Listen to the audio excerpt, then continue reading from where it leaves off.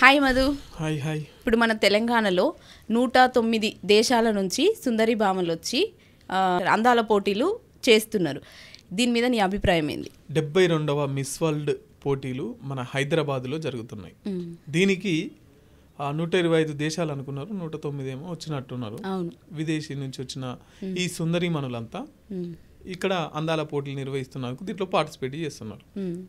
దీనికి సంబంధించి తెలంగాణ పర్యాటక కేంద్రాన్ని అభివృద్ధి చేసేటందుకు ఇటు హైదరాబాద్లో స్టార్ట్ చేసి, గచ్చిబౌలిలో స్టార్ట్ చేసి, తర్వాత నాగార్జున సాగరు, తర్వాత వరంగల్ అక్కడ టెంపుల్ దగ్గరికి, తర్వాత ఇటు చార్మినార్ దగ్గరికి, మళ్ళీ ఇటు మన చీరల దగ్గరికి, ఇక్కడికి తీసుకెళ్ళి ఈ పర్యాటక కేంద్రాన్ని మొత్తం చూపించుకుంటూ చేస్తున్నారు.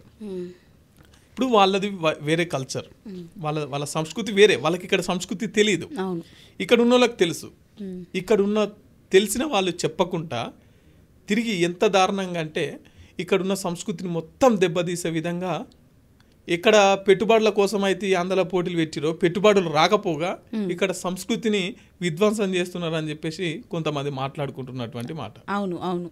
అదే ఇప్పుడు మామూలుగా వాళ్ళ సుందరిమణులు ఎవరైతే ఉన్నారో వాళ్ళ కాళ్ళు కడిగించి మళ్ళీ టవల్తో తుడిపిస్తున్నారు. అంటే ఇది తెలంగాణ మహిళలను అవమానపరిచినట్టే కదా. మొత్తం వాళ్ళు ఏదో విశ్వానంతా వాళ్ళ భుజస్కంధాల మీద మోస్తున్నట్టు, మూడో ప్రపంచం యుద్ధం గెలిచిన వీరుల లెక్క వాళ్ళని సింహాసనం మీద కూర్చోబెట్టి తెలంగాణ ఆడపడుచుల చేత పల్లెం, దాన్ని ఏమంటారు, తంబాలంలో కాళ్ళు పెట్టి కాళ్ళను మంచి గడిగి తువాలతో దుడిపిస్తున్నారు. అవును.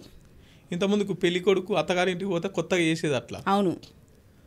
ఏదో వాళ్ళు ఏదో మొత్తం ఈ దేశానికి యుద్ధం చేసి లేకపోతే ఆ సమాజాన్ని పరిరక్షకులు లెక్క వాళ్ళని కూర్చోబెట్టి తెలంగాణ ఆడబిడ్డల చేత కాళ్ళు గడిగిస్తున్నారు. ఓ దిక్కు సంస్కృతిని ధ్వంసం చేస్తారు, ఇంకో దిక్కు మహిళల ఆత్మగౌరవాన్ని తాకట్టు పెడతారు. దీని ద్వారా రేవంత్ రెడ్డి ఏం చెప్పాలనుకుంటుండు? అదే నేను అడుగుతున్నా, రేవంత్ రెడ్డి ఏం చెప్పాలనుకుంటున్నాడు? అంటే ఇప్పుడు మామూలుగా రాష్ట్రంలో బడ్జెట్ తక్కువ ఉంది, నన్ను కోసిన రూపాయి లేదన్న రేవంత్ రెడ్డి ఈ అందాల భామల మీద పెట్టుబడి ఎట్లా పెడుతుంది? ఇప్పుడు పైసలు ఎవరి మనై, అవును, దాంట్లో ఈ కాళ్ళు గడిగిన తెలంగాణ బిడ్డల సొమ్ము కూడా ఉంది. వాళ్ళు తిండే తిండిలో వీళ్ళ పైసలు తీసుకొని వాళ్ళ ఖర్చు పెట్టుకుంటా వీళ్ళ చేత కాళ్ళు గడిగించేయటం ఎంతవరకు కరెక్ట్? నీకంత అది ఉందనుకో, నీకంత మొత్తము పొంగి పొరులుతుంది అనుకో, నువ్వు పోయి అడుగు, మీ పార్టీలు పోయి అడుగురి. అయితే ఏమంటున్నారంటే దీని మీద కూడా కాళ్ళు కడిగించలేదు, ఒక అమ్మాయి అత్యుత్సాహంతో ఆ చెంబుని ఇలా అని కడగడానికి వెళ్ళింది అంతే. మన తెలంగాణ సాంప్రదాయంలో మన ఇంటికి వచ్చిన చుట్టాలకి బంధువులకి మనం ఎలా అయితే చెంబుతో నీళ్ళు ఇస్తామో అలాగే ఇచ్చి తుడుచుకోమని టవల్ ఇస్తాం కదా, అట్లాగే ఇస్తున్నారు. దీన్ని పెద్ద భూతద్దంలో పెట్టి చూడాల్సిన పని లేదని కొందరు అంటున్నారు. దానికి మీరేమంటారు? అయితే అది ఎక్కడో టెంపుల్ సంబంధించి టెంపుల్ లోపల అంటే కాళ్ళు కడుక్కొని పోవాలి. అందరు ఒక దగ్గర కాళ్ళు కడుకుంటే బురద అవుతుంది కాబట్టి వీళ్ళకు తంబాలం పెట్టి అలా నీళ్ళు పోసి కడిగిపించినాం అని చెప్పేసి మాట్లాడుతున్నారు. కానీ మీరు ఆడ వీడియో చూడండి, ఏ ఒక్కరు కూడా లొంగి కడుక్కుంటున్న విజువల్స్ అక్కడ ఎక్కలేరు.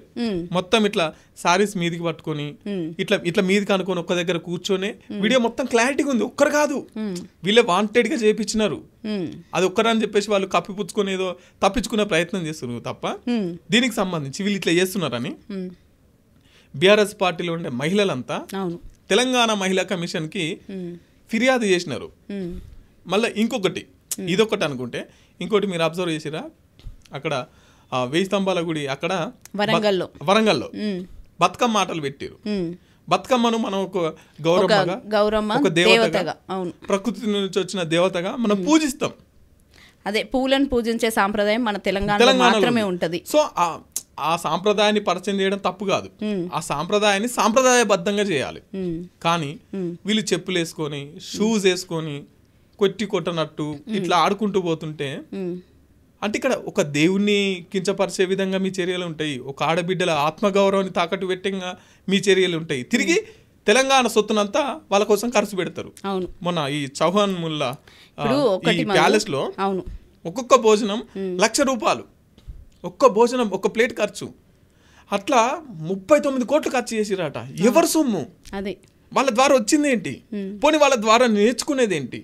వాళ్ళ ద్వారా తెలంగాణ కొరిగింది ఏంటి? మనం వాళ్ళకి ఏం నేర్పిస్తున్నాం? ఏం లేదు. పోటీ అయిపోయింది అనుకో వెళ్ళిపోతారు.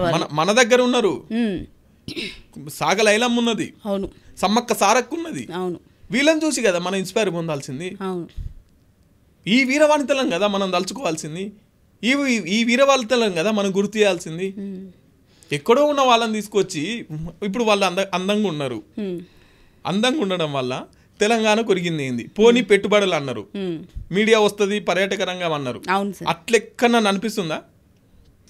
ఎక్కడ కూడా అనిపిస్తలేదు. ఎక్కడ కూడా ఈ ఏమంటారు సాయంత్రం పూట ఉన్నంత ట్రాఫిక్ ఉంటుంది చూసినావా, కనీసం ఆ ట్రాఫిక్ కూడా ఎక్కువ కాలే.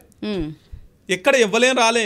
ఏదో బుడపొరగా ఆడిపించుకుంటున్నట్టు బుడపొరగా ఆట లెక్కని అందర పోటీలు ఉన్నాయి తప్ప ఇంకా అంతకు మించి అయితే లేదు.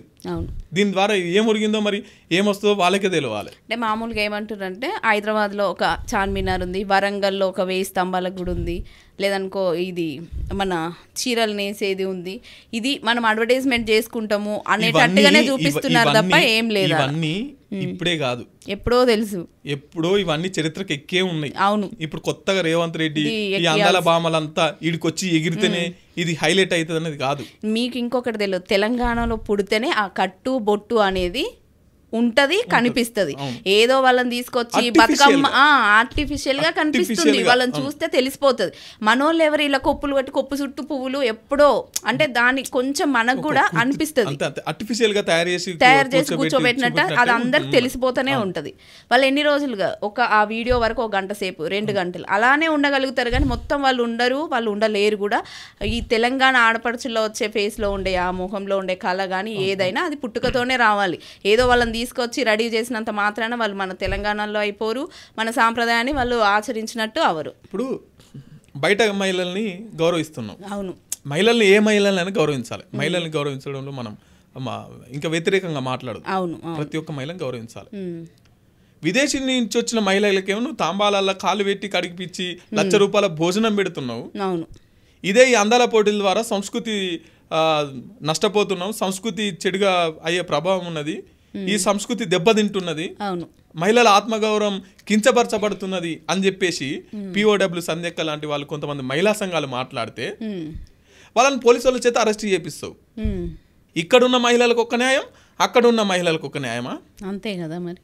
ఏంది మహిళల పట్ల చిత్తశుద్ధి ఎక్కడుంది? ఇంకొకటి చెప్పన్నా, ప్రస్తుతం నడుస్తున్నది రాహుల్ గాంధీ ఏమో అక్కడ నారీ న్యాయం అని చెప్పేసి రాహుల్ గాంధీ మాట్లాడుతున్నాడు. అవును, ఇక్కడున్న మహిళలకేమో ఒక న్యాయం, అక్కడున్న మహిళలకేమో ఒక న్యాయం. నీ గాంధీ భవన్లనే, అవును, మీ పార్టీలనే మహిళలకు న్యాయం చేస్తలేరు.